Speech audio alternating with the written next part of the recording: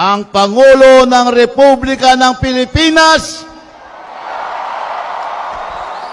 Mayor Rodrigo Roa Duterte.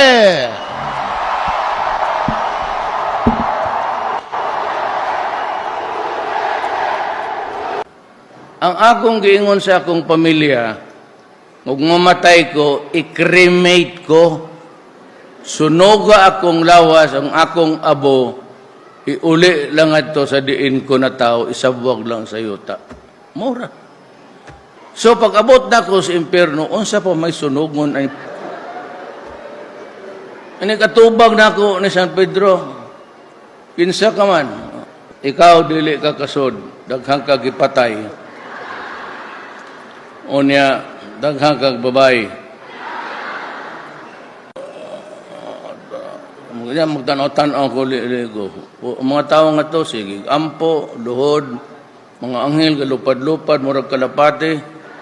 Di, mampun nila mag-ako sa pagduol mo lupad man. Mga gwapa. Hinaw, kadiyot na katanas, San Pedro, musilip lang ko nga to sa pagtanaw na ko sa impyerno to, ang tanang gwapa mga bigaon. Itong mga dancer ni ato sa nightclub, akong uyab, kanang mga bigaon, tanang gwapa nga, ang lihok, ang humok kong ilong, ito ang ato. Ngayon ko kay San Pedro, dili ko da, diri ko sa impyerno. Bahala na kung masunog mi nga rin among kalag. Basta kakiyod lang ko po na huwag problema.